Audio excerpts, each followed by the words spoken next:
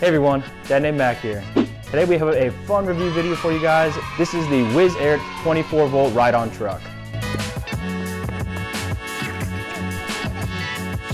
These ride-on vehicles have been around for a while, but as a parent who was recently shopping for one, it's been pretty crazy to see the level of detail that they put into these cars and the advancements in technology. The car has working headlights, 3 different speeds that allow for off-roading, a working radio that can also support auxiliary inputs or Bluetooth connections, and it comes with a handheld parent controller for remote driving. Now personally, I was torn between the Jeep and a pink Lamborghini, but ultimately we went with the Jeep because we wanted to make sure that our daughter could take it off-road, and we think we made the right choice. Now the car ships unassembled in 2 separate boxes. One had the majority of the parts, including the body, while the other had the 4 heavy-duty wheels and axles.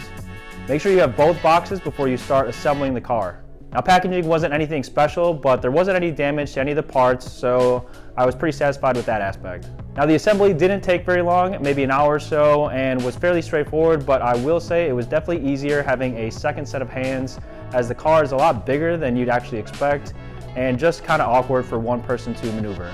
There are a couple steps that require flipping the car upside down, and that's really where a helper comes in handy. Now one tip, we used one of the boxes as a workbench for assembly to avoid scratching the body, and used the other to hold some of the parts and hardware. So here's what it looks like all together. There are a ton of awesome details on the car, and this model, despite the pink color, has a pretty tough and rugged look to it.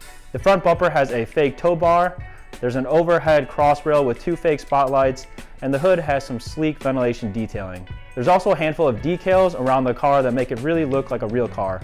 The doors have a nice aesthetic as well, but one drawback is they don't open very far, making it a little difficult for the kids to get in on their own.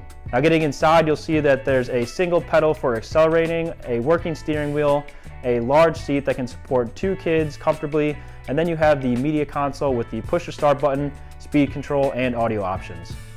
All right, now let's get into how to actually operate the car. Your child can fully control the car using the gas pedal and the steering wheel, or you can control the car using the parent controller, which is mostly for safety purposes, but also makes this a really fun toy for dads.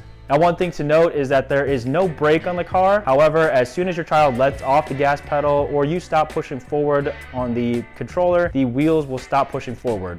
This takes a little getting used to, and one of my few complaints is that this seems to really wear on the tires, which are plastic, and you can already see some of the wear on the treads after 1 month of use. Steering is a little sensitive from the parent control and also takes some getting used to, and I've found it's actually easier to control when off pavement. I've had to counter steer my daughter on a couple occasions, and there is a safety button labeled P on the controller for instantly freezing control of the car, but that seems to allow the car to stop immediately, which also puts some extra wear on the tires. Also on the controller, you have the speed toggle, which allows you to switch between the 3 speeds, and the pairing button.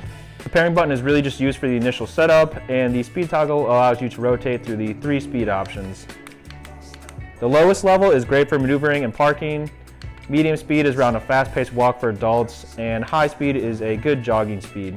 The higher speed levels are needed when going up inclines and when off-roading, but as you'll see, the car handles various terrains such as grass, sand, and dirt very well.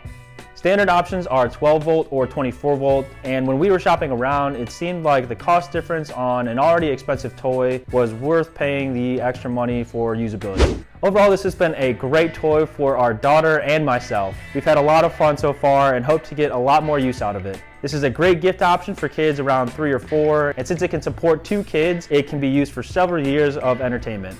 This model from Wisairt currently retails at $599.99, but we were able to get it on a discount around the holidays. If you're in the market, there are a lot of similar options, though I can't speak to the quality or performance of them at this time. I would definitely recommend this one based on the awesome aesthetics, durability, and because it handles so well off-road.